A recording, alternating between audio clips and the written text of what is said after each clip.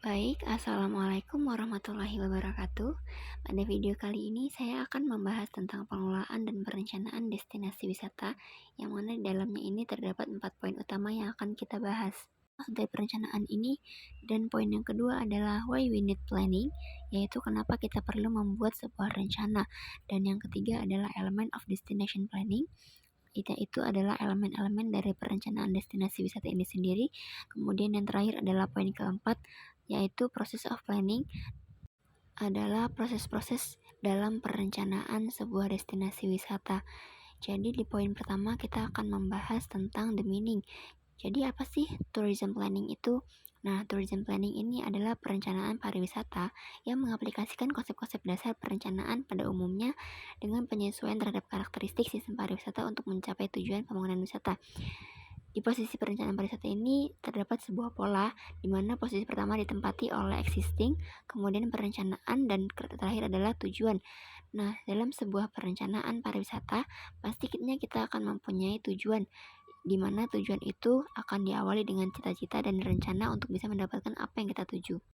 Jadi seperti contohnya, kita mengharapkan dengan peningkatnya jumlah wisatawan dan devisa sektor pariwisata juga akan berpengaruh terhadap sosial yang bagus, ekonomi yang bagus, dan juga lingkungan yang bagus pula.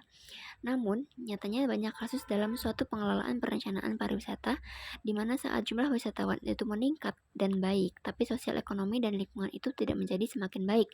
Nah, dalam posisi ini perencanaan itu menjadi jembatan atau titik temu di antara sisi permintaan dan sisi penawaran.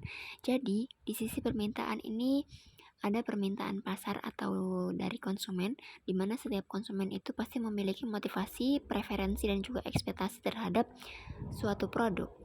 Nah, di sisi lain ada sisi penawaran produk, di mana produk itu harus memiliki abrasi, amenitas, dan aksesibilitas yang akan ditawarkan kepada konsumen yang ada di pasar. Dan di level of tourism planning ini terdapat level-level perencanaan pariwisata dari yang tertinggi sampai yang terendah. Dan di posisi pertama itu ada international planning, di mana itu mencakup internasional yang meluas.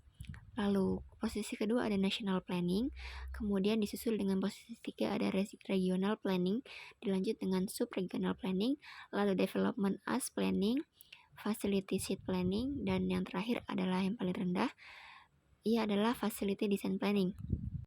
Oke, jadi poin kedua adalah why we need destination planning. Jadi kenapa sih kita itu butuh perencanaan destinasi wisata?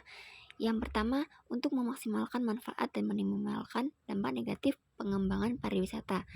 Lalu yang kedua adalah mengkoordinasi kegiatan pariwisata dengan sektor lainnya. Dan yang ketiga, mengawasi terjadinya pengembangan pariwisata secara spontan. Kemudian yang keempat adalah menarik bantuan dana dan teknis dalam rangka pengembangan pariwisata. Kemudian yang terakhir adalah poin kelima, agar pariwisata makin kompetitif dan promosi antar destinasi makin gencar. Jadi itu tadi adalah 5 alasan kenapa kita butuh perencanaan destinasi wisata. Nah, terus apa aja nih elemen-elemen of destination planning? Seperti apa yang ada di Undang-Undang Nomor 10 Tahun 2009 tentang kepariwisataan, ada 4 sistem yang harus ada pada perencanaan destinasi wisata. Yang pertama adalah destinasi, yang mana dalam destinasi tersebut ada daya tarik aksesibilitas, prasarana umum, fasilitas umum, kemudian fasilitas pariwisata, lalu pemberdayaan masyarakat, dan yang terakhir adalah investasi. Kemudian yang kedua ada pemasaran, dan dalamnya itu terdapat pasar, pencitraan, kemudian kemitraan, dan di poin ketiga ada industri di dalamnya, ada struktur industri pariwisata, daya saing produk pariwisata, kemitraan usaha pariwisata, kredibilitas bisnis, dan yang terakhir adalah tanggung jawab lingkungan alam dan sosial budaya. Lalu, poin keempat ada kelembagaan, dan dalamnya terdapat organisasi dan SDM atau sumber daya manusia. Seperti yang sudah dibahas sebelumnya, dalam destinasi wisata itu harus memenuhi 3 syarat, yaitu adanya daya tarik wisata atau attraction, kemudian amenity atau fasilitas pendukung, dan yang ketiga adalah aksesibilitas. Sekarang kita akan membahas tentang detail-detail planning, pengembangan kawasan atau daya tarik wisata. Jadi, apa aja sih yang harus kita rencanakan untuk mengembangkan sebuah daya tarik wisata? Yang pertama, kita harus merencanakan secara detail tentang struktur ketata ruangan, kemudian produk, mulai dari atraksi dan fasilitas penunjang pariwisata, kemudian aksibilitas dan juga merencanakan pemasaran seperti promosi harga dan tempatnya. Lalu, manajemen atau kelembagaan, dan yang terakhir adalah investasi dan lingkungan. Kemudian yang kedua, kita juga harus merencanakan strategi untuk implementasikan program seperti prioritas ataupun tahapan sektor pelaksanaan dan kemudian sektor pendukung dan biaya. Dan sekarang kita sudah berada di akhir poin yang mana kita akan membahas tentang proses of planning.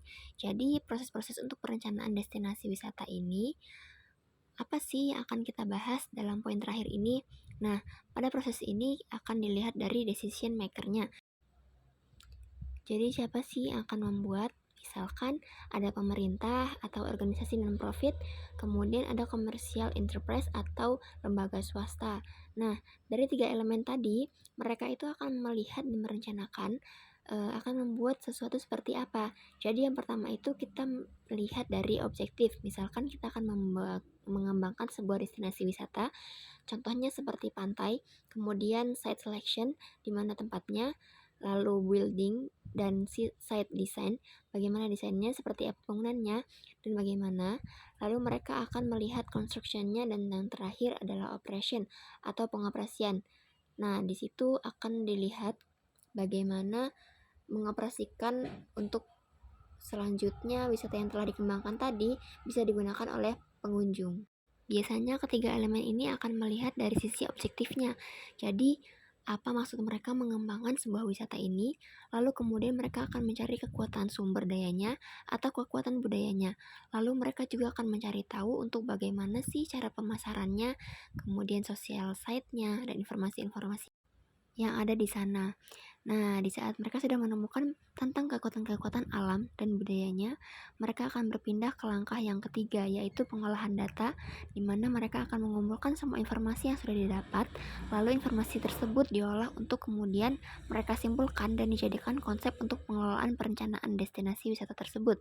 Setelah itu, mereka akan membuat sebuah konsep di mana mereka akan menentukan bagaimanakah konsep yang akan dibuat pada perencanaan destinasi wisata ini. Lalu kemudian masuk ke langkah yang terakhir, yaitu recommendation atau langkah rekomendasi. Nah, pada langkah-langkah sebelumnya itu digolongkan menjadi 3 golongan, di mana objektif itu menjadi langkah awal, yaitu existing, di mana mereka itu akan meneliti terlebih dahulu bagaimana kondisinya saat ini. Jadi sebelum merencanakan pengembangan sebuah destinasi wisata, mereka harus meneliti bagaimana sih kondisinya saat ini dan akan dikembangkan seperti apa. Lalu kemudian berlanjut ke langkah yang kedua, yaitu analis, di mana mereka akan menganalisa apa saja yang akan mereka rencanakan untuk mengembangkan sebuah destinasi wisata. Lalu kemudian golongan yang terakhir adalah visioning, yang ada pada saat itu mereka sudah selesai menganalisa semua destinasi wisata itu. Nah, di pembahasan sebelumnya juga kita sudah belajar mengenai SWOT analisis, di mana kita harus mengetahui apa saja kekuatan dan kelemahan yang ada pada suatu destinasi wisata. Dan kita juga harus bisa melihat opportunity atau peluang yang bisa dikembangkan di sebuah destinasi wisata. Dan yang terakhir juga kita harus bisa melihat ancaman-ancaman apa saja yang bisa datang dari luar. Nah, mungkin hanya ini yang bisa saya sampaikan, kurang lebihnya saya mohon maaf. Sekian dari saya. Wassalamualaikum warahmatullahi wabarakatuh.